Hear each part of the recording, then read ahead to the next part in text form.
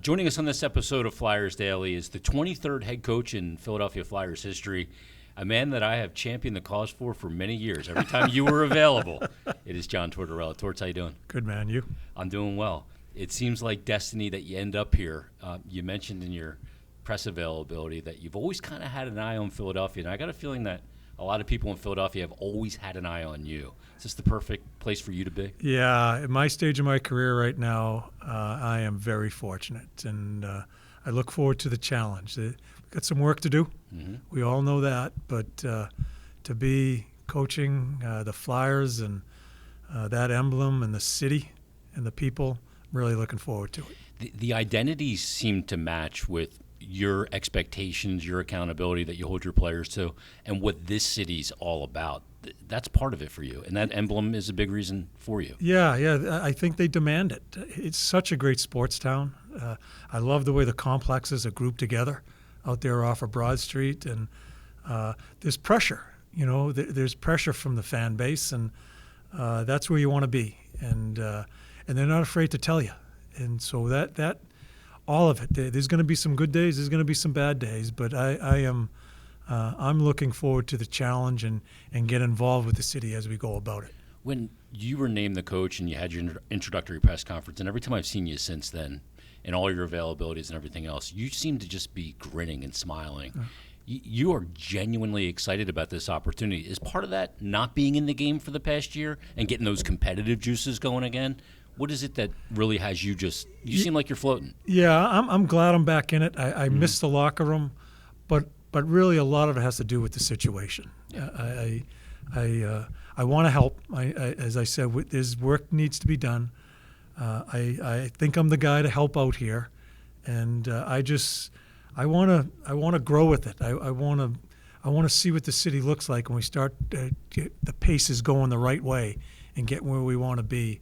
And I want the accountability from the city to be part of it. I want my players to feel it also. So some of it's back in it. Most of it is because I'm in Philly. That's a big word, accountability. I talk about it all the time. Accountability is great. It's a catchword. It's a summertime word. Yeah, that's what it is. But really, the only accountability that ends up mattering is self-accountability. Yeah.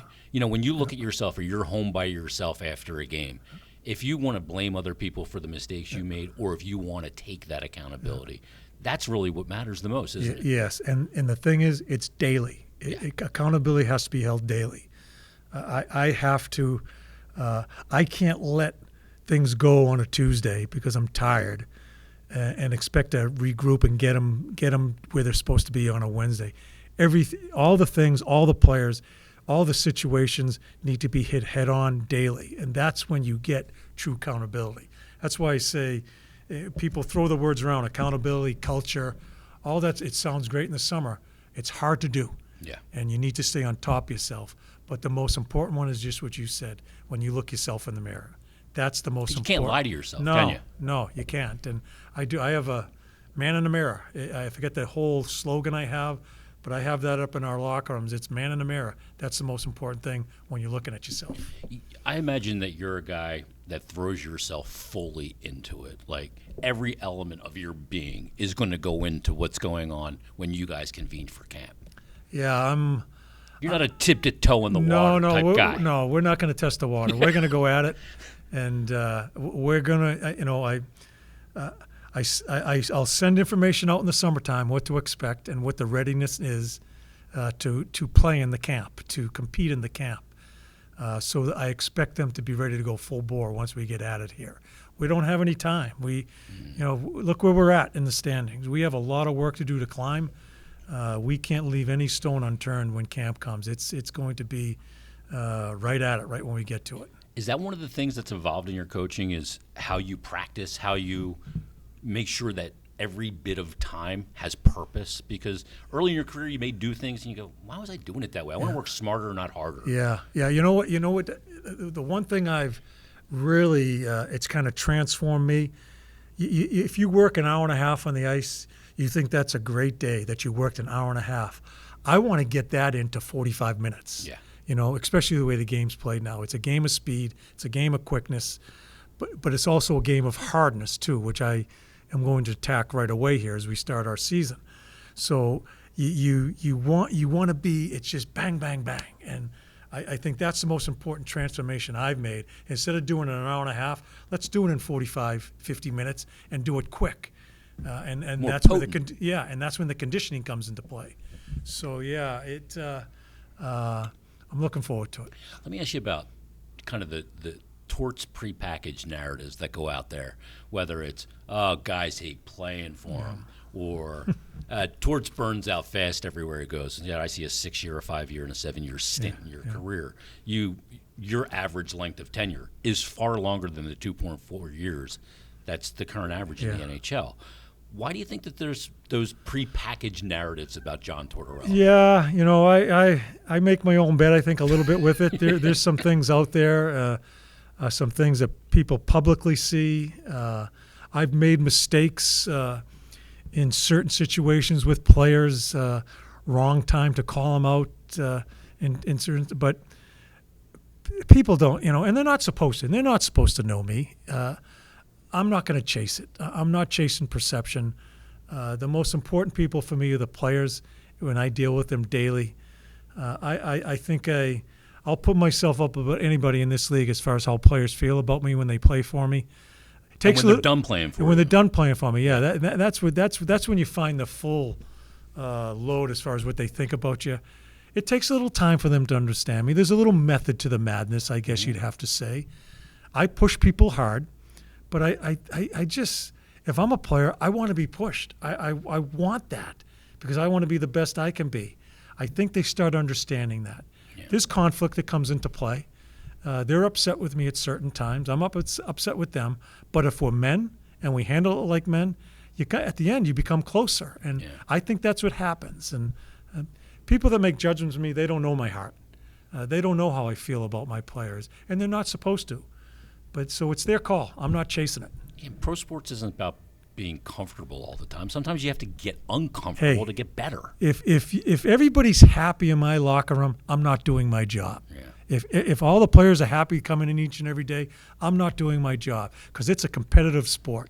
Someone wants to take your job. You need to be ready to go. So all this stuff comes into play, and the conflict that comes into a locker room, I think is so healthy. Because if you handle it right and you solve the problems through conflict and get to the other end, you become closer. Let me ask you about developing young players, because a lot of times with coaches that are veteran coaches, there's again the narrative that he prefers veteran players. He doesn't develop young guys. That's not the case with you.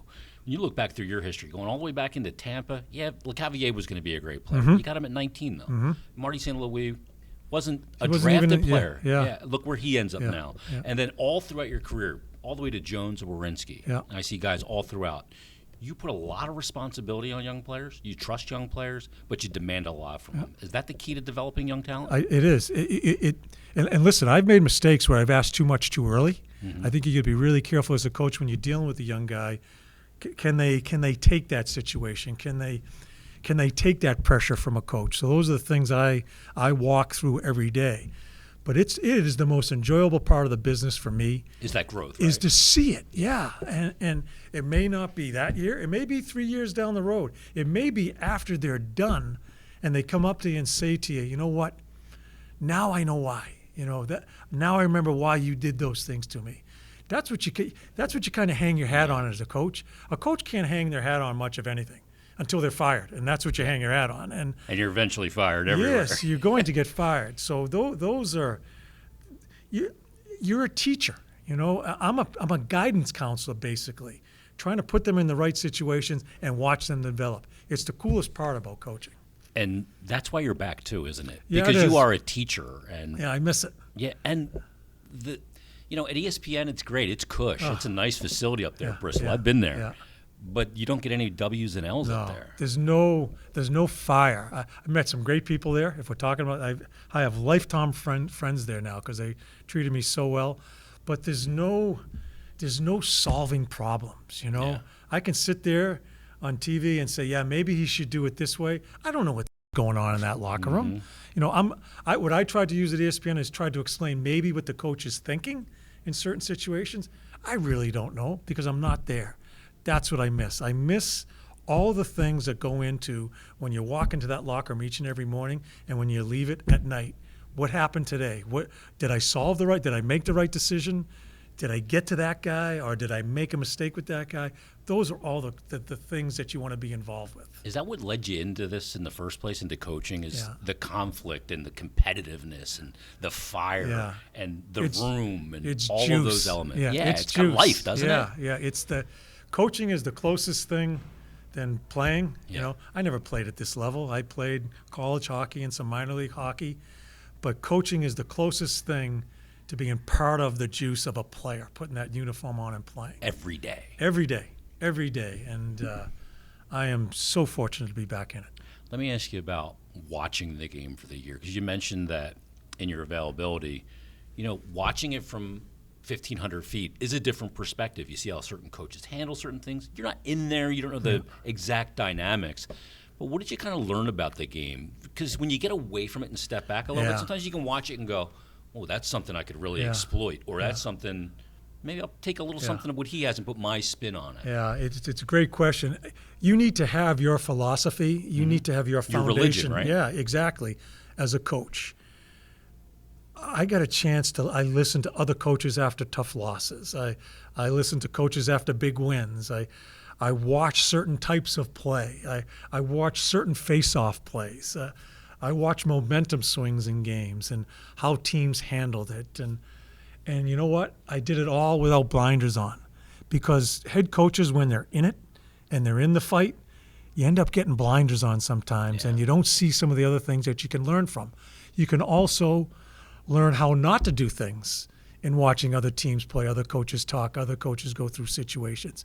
It's up for you to pick and choose the ones that you want to bring into your arsenal, I guess, a little bit if you have an opportunity to get back. So I had a ball. I was sick of hearing myself talk, quite honestly. I enjoyed watching more than being on TV. I enjoyed watching the other people and how they handle situations, and I hope it makes me a better coach. One of the guys, I look at other sports sometimes and I go, okay, where's the transferable philosophy? And I know Steve Kerr was talking a few years ago about his philosophy in the NBA of moving the ball. And every time I move the ball, a decision gets made. Yeah. And every time there's a decision in sport, a mistake can be made. Yeah. And I love that philosophy. I go, if I put the opposition to 4 decisions or 50 decisions on a possession, I got a way better chance if I get 50. Yes. How's your philosophy changed over the years? Yeah. When I used to dot every I, cross every T.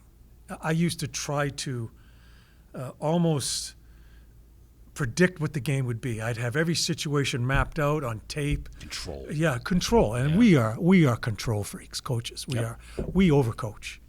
All sports, we overcoach. And so I've learned to get out of the way. I think you learn more, instead of nitpicking on these things, let them make the mistakes. And then you can teach off of that. Yeah. And not every mistake, because it's such a young league. It's a game of, it's unbelievable amount of mistakes that are made in a 60-minute hockey game. You can't correct them all. So I've told some of the young coaches, and Brad Larson, who's a coach in Columbus, was my assistant, who's now running that team since I left.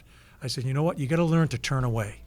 Just turn. You know that's a mistake, but turn away. Just go down the other end of the bench and do something else. Talk to the trainer, medical guy, whatever it may be.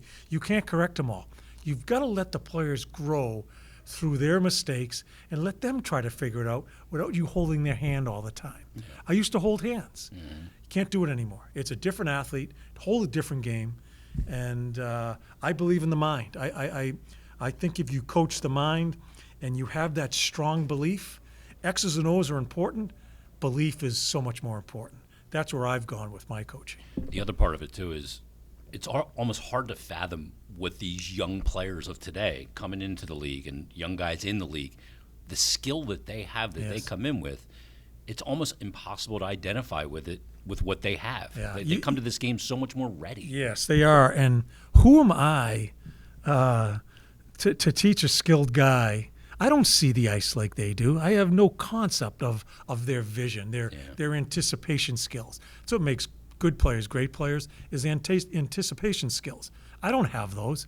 What I do is after a game, I'm breaking down tape on a computer, and I'm rewinding it 4 or 5 times where they're making split-second decisions. Yeah.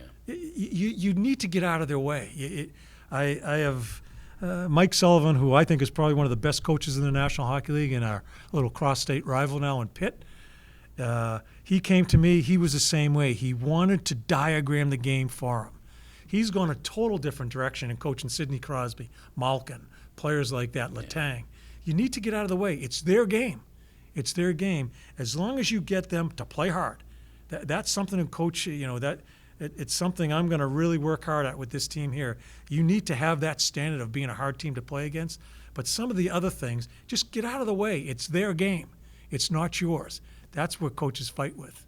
They always want it to be theirs. Is it almost like, okay, I've done my job, when they don't need me to tell them that they've made the mistake? Exactly. Or that now they know. They know, and that's when you have a self-sustaining locker room. Yeah. To win a Stanley Cup. Because then accountability to bring this full circle. Yeah. It's within it. It's not me in there barking about it. It's them putting pressure on one another to do the things you need to do. And they say, holy shit, I've turned into torts. I'm not sure if they'll ever say that, but it's so important to allow them to grow that way. Not me babysit all the time and walk them through it on video. They need to explore and go through the mistakes, and they'll find their way. Trick is, my job is to make sure they do it collectively. Yep.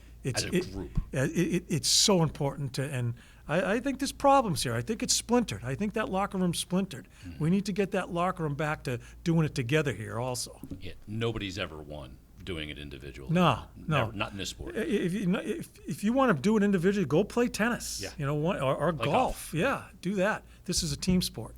Last thing for you, how on God's green earth do you kind of reset? I asked you this downstairs in the locker room earlier, but how do you reset and let yourself relax the rest of this summer before really cranking it up when training camp hits? Yeah, I don't think I'm in the position, because I think there's a lot of things I need to do to get myself ready for camp, as I'm asking the players to totally reset. It's just one of those summers, and my wife and I have talked about that, and I love her because she's let me do this again, and there'll be some time. You can get away with it. I have escapes that I like to use to just get away and forget about it. Do you play that piano that was you were sitting in front that's of my it all? wife's. That's my wife's deal. I have the animals. We're very deep into the animal welfare. Yeah. I have my time where I'm with them. I'm not talking to any human being, and I'm taking care of animals, and that's what gets me. That's what gets me away. It's so therapeutic for me, and. But it's a different summer now for me. I know that. I have a lot of things to get myself ready, and also prepare for a hockey team that I'm dying to coach. Yeah, well, I know the fans are extremely excited. It's going to be a whole new era here in Philadelphia. And like I said right off the beginning, I feel like you being a coach in this city has been destiny. And like I said, that's pretty cool. Every time that you came up for a job or you were looking for a job, you never sat out long. But I was always beating the drum like, this makes too much sense. Yeah. But it never aligned until now. I'm not sure. I'm not going to predict what happens. I think I'm a match for the city. I do. I think I'm a match to go out to a restaurant and have a steak and talk to some fans, and we'll hit it off. Yeah. I think that. And I want to play to them. I want our team to be Philly. Yeah. And we're going to work at it to try to get that. Torts, thanks for doing this. My pleasure.